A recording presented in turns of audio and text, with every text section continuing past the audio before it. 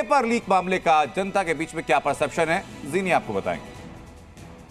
बीते 1.5 महीने से पेपर लीक का मुद्दा सुर्खियों में है और हमारा अगला सवाल भी इसी से जुड़ा है। AI पोल में हमने पूछा कि क्या पेपर लीक के मुद्दे का यूपी उपचुनाव पर असर पड़ेगा, तो इसके जवाब में 45% लोगों ने कहा कि पेपर लीक का मुद्दा यूपी उपचुनाव के नतीजों को प्रभावित करेगा, जबकि 37% लोगों ने कहा कि इसका कोई असर नहीं होगा। वहीं 18% लोगों ने इस बारे में कोई राय नहीं दी। एक और आंकड़ा सामने आ चुका है, पेपर लीक का मुद्दा। पेपर लीक को लेकर के विपक्ष लगातार योगी सरकार पर हमलावर है और अभी समाजवादी पार्टी के जो प्रवक्ता यहां पर मौजूद हैं, उन्होंने भी पेपर लीक का मुद्दा उठाया। आंकड़े आपके सामने हैं कि 30 लाख लोगों से जब सैंपल लिया गया तो उसमें 45% लोग कहते हैं कि असर पड़ेगा, तो 37% लोग उस असर को खारिज करते हैं, जबकि 18% लोगों का कहना है पड़ेगा या नहीं पड़ेगा कुछ कह नहीं सकते। विनोद अग्रवाल साहब, आपके पास सर 2 मुद्दे बड़े आ गए हैं। पहला मुद्दा बुलडोजर को लेकर के कि बुलडोजर का इंपैक्ट पब्लिक परसेप्शन में इन उपचुनाव में क्या है, और दूसरा क्या पेपर लीक का मुद्दा मौजूदा सरकार के लिए या बीजेपी के लिए परेशानी बनेगा। थोड़ा फर्क है जी। बुलडोजर का मुद्दा ऐसा है कि एक वर्ग ऐसा है जो बिल्कुल बुलडोजर के पक्ष में खड़ा हुआ है, बुलडोजर की तरह, और दूसरा पक्ष उसी बुलडोजर के खिलाफ खड़ा हुआ है। सीधे सीधे बंटवारा है समाज में। पेपर लीक का मुद्दा ऐसा है कि कोई भी पेपर लीक के पक्ष में नहीं खड़ा होगा। पेपर लीक ऐसा मुद्दा है, नौजवान यहाँ बैठे हुए हैं जो प्रभावित होते हैं। बुलडोजर को लेकर बहस हो सकती है कि सही है कि गलत है, कानून से है कि अदालत से है, लेकिन पेपर लीक को लेकर कोई बहस नहीं हो सकती। पेपर लीक होना अपने आप में गलत है, समाज का हर व्यक्ति उसको गलत मानेगा, इसलिए पेपर लीक का मुद्दा एक बड़ा मुद्दा बनेगा। तो बीजेपी के लिए परेशानी है सर? बीजेपी के लिए परेशानी नहीं, है? देखिए बीजेपी के लिए परेशानी इसलिए हो सकती है, बीजेपी सरकार में है, केंद्र में भी है और राज्य में भी है, इसीलिए। और जाहिर है जो सरकार जिसकी होती है तो उस पर जैसे राजस्थान में पेपर लीक का मुद्दा बीजेपी ने उठाया था, उसका नुकसान अशोक गहलोत तो सरकार को भुगतना पड़ा। तो जो सरकार होती है सीधे सीधे बात उसके। ठीक है, तो शिवम त्यागी, इस मुद्दे पे जब युवा सवाल पूछेगा कि हमारे भविष्य के साथ खिलवाड़ होता है जब पेपर लीक होता है या महीनों इंतजार करना पड़ता है, तो बीजेपी के पास डिफेंस क्या होगा कहने के लिए? देखिए, जिस तरह की स्थितियां रही हैं, मैं तो अभी बहुत ज़्यादा दिन नहीं हुए हैं यूनिवर्सिटी से निकले हुए, विषय साफ है कि स्थितियां मैंने भी देखी हैं किस तरीके से बीएड से लेकर सीटेक से लेकर ग्रेजुएशन 9, 10 सबके पेपर जो है लीक हुआ करते थे। ये कहीं ना कहीं अपने आप में एक जो स्थिति पूरे भारत में बनी है, इसमें उत्तर प्रदेश का विषय खासतौर पर नहीं है, पूरे देश में ये स्थितियां रही हैं। चाहे वो जब राजस्थान में कांग्रेस थी तो वहाँ पर भी 22 से ज़्यादा पेपर लीक हो गए। अगर हम बात करें तो और जगह पर भी तमाम स्थितियाँ ऐसी बनी। हमारा एजेंडा बहुत क्लियर है कि हमें शिक्षा में कहीं ना कहीं 0 एरर परीक्षा को लक्ष्य बनाना है, और किसी भी स्थिति में किसी भी पेपर लीक के व्यक्ति को बख्शना नहीं है, चाहे स्थिति कुछ भी हो जाए, चाहे हालात कुछ भी हो। क्योंकि अभी पिछले दिनों क्या हुआ कि जो 22 पेपर लीक का माफिया था वो राहुल गांधी के साथ जो है भारत जोड़ो यात्रा में तो चल ही रहा था, साथ साथ उसको बचाने पता है कौन आए थे? अभी जो आपके सामने टीवी पर आए थे सलमान खुर्शीद, उनके वकील भी वही हैं। तो ये कांग्रेसी जो है पेपर लीक तो कराते ही कराते हैं, साथ साथ उनको बचाते भी। मैं खाली उनके हाथ उठवा करके उनसे पूछ लेता हूं कि भाई आपकी बातें कि एक्शन लिया जाएगा नहीं लिया जाएगा, उस पर जिन लोगों का विश्वास है वो हाथ खड़े कर सकते हैं, उसके बाद वो हाथ खड़े कीजिएगा जिनको विश्वास नहीं है। लगता है कि भाई सरकार एक्शन ले रही है पेपर लीक के मामले में?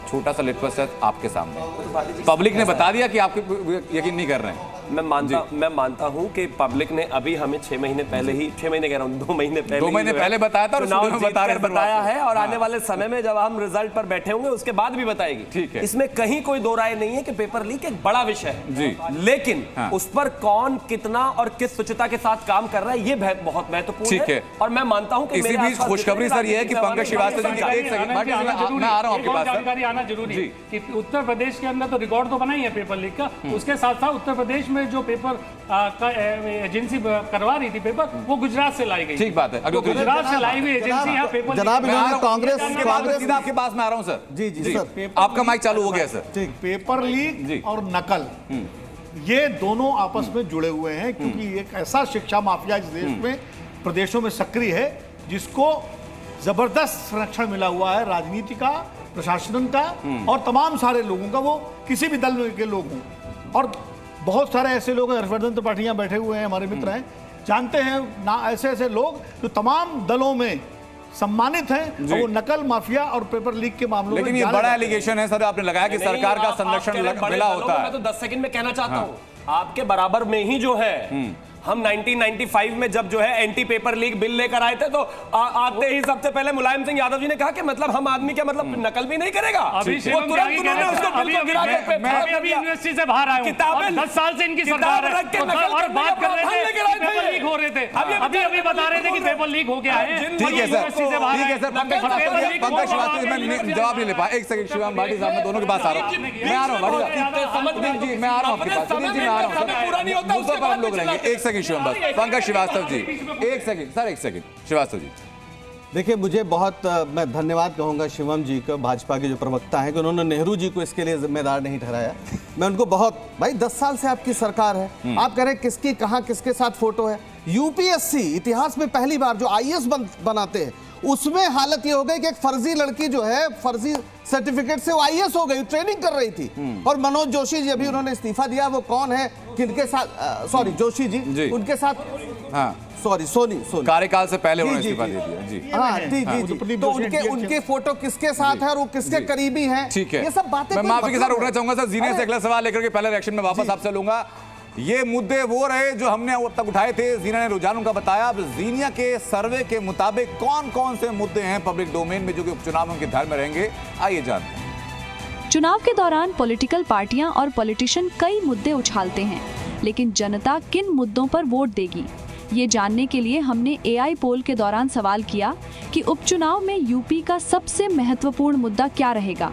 जवाब में 40% लोगों ने जाति को सबसे बड़ा मुद्दा बताया, वहीं 35% लोगों के लिए रोजगार बड़ा मुद्दा है, जबकि धर्म को 20% लोगों ने बड़ा मुद्दा बताया और 5% लोगों ने कुछ नहीं बताया।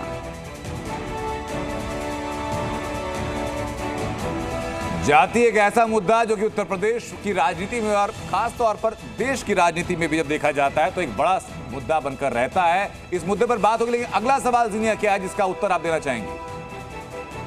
ये बात जग जाहिर है कि चुनाव का अंत आते आते तमाम बड़े मुद्दे फीके पड़ जाते हैं और धर्म और जाति का मुद्दा सबसे ऊपर आ जाता है। इसी से जुड़ा सवाल हमने एआई पोल में रखा। हमने पूछा कि क्या यूपी में जाति का मुद्दा धर्म पर भारी पड़ेगा। इसके जवाब में 55% लोगों ने कहा कि हाँ, जाति का मुद्दा धर्म पर भारी पड़ेगा। वहीं 40% लोगों का कहना है कि जाति का मुद्दा धर्म पर भारी नहीं पड़ेगा और 5% लोगों ने इस पर चुप रहना ही बेहतर समझा।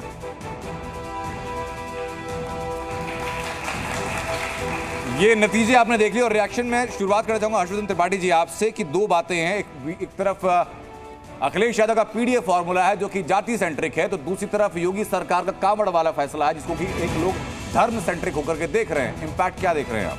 देखिए पहली बात तो एक मुझे नहीं लगता कि भारतीय जनता पार्टी कोई राजनीति जाति की कम करती है। जाति की राजनीति इसलिए कहा जा रहा है कि ज्यादा हो रही क्योंकि अभी अखिलेश यादव समाजवादी पार्टी और कांग्रेस जीत गए। भारतीय जनता पार्टी भी जाति की राजनीति में कोई कसर नहीं छोड़ती। बीजेपी के लिए अगर वो जाति की राजनीति करेगी तो नुकसान देने वाली है। भारतीय जनता पार्टी हिंदुत्व और विकास की राजनीति करती है, अगर उस राजनीति पर जाएगी तो उसको लाभ होगा, जाति की राजनीति में जाएगी तो उसे फिर से मुंह की खानी पड़ेगी। ठीक है विनोद जी, जाति और धर्म की राजनीति को लेकर मैं हर्षवर्धन जी की इस बात से सहमत हूं कि जाति की राजनीति का जो डोमेन है वो मंडलवादी पार्टियों का है और हिंदुत्व की राजनीति का डोमेन जो है वो है भारतीय जनता पार्टी का। तो अपने अपने डोमेन, अगर आप दूसरे के अखाड़े में कुश्ती लड़ने जाएंगे तो आपके लिए मुश्किल होगा और अपने अखाड़े में आप दूसरे को बुलाएंगे तो उसके लिए मुश्किल होगा। तो अखिलेश यादव ने जो पीडीए की लकीर खींची थी वो उन्होंने अपनी पिच खुद तैयार कर ली और इससे सफलता मिली। विनोद जी नहीं, अखिलेश यादव ने पीडीए की लकीर भी खींची और पीडीए को इंप्लीमेंट भी किया। हाँ।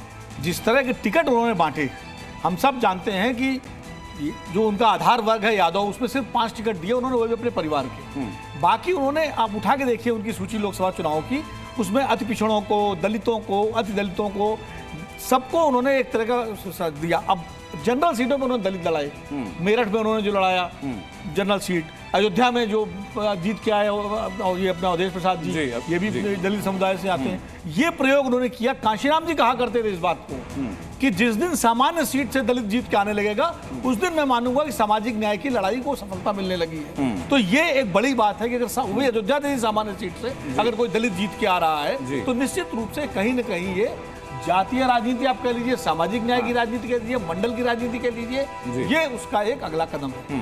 ठीक है सर, जी न्यूज।